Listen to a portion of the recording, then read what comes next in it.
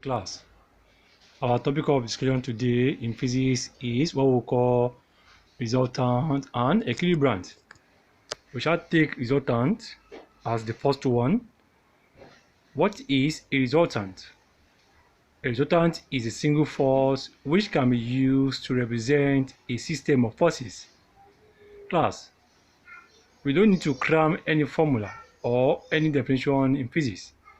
Here, this resultant is telling us that if we are given multiple forces, we now want to have a single force to replace all those forces.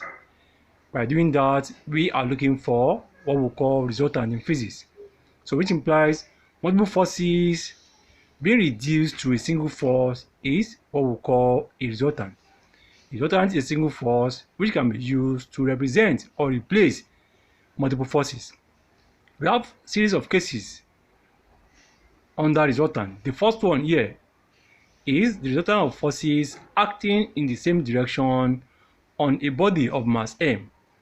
Whenever forces are acting in the same direction on a body and we are asked to find the resultant, we must add all the forces.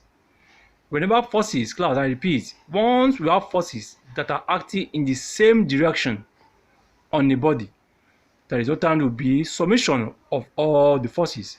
So we have the resultant force equals F1 plus F2 plus F3. Since we have three forces here, we will have more than three forces. But illustration we are having here is just three forces. So our resultant force will be equals to F1 plus F2 plus F3. Why do we have F1 plus F2 plus F3? Because all the forces are acting in the same direction on that body. So from Newton's second law of motion, we have our force equals to product of the mass of the body and the acceleration. So which implies the resultant force MA will be equals to F1 plus F2 plus F3. We might be asked to find the acceleration of the system. So we'll make A the sort of formula. A will be equals to F1 plus F2 plus F3 all over M. Second case, the resultant of forces acting along different directions on a body of mass m. When forces are acting along different directions on a body, the resultant will be subtraction between the masses.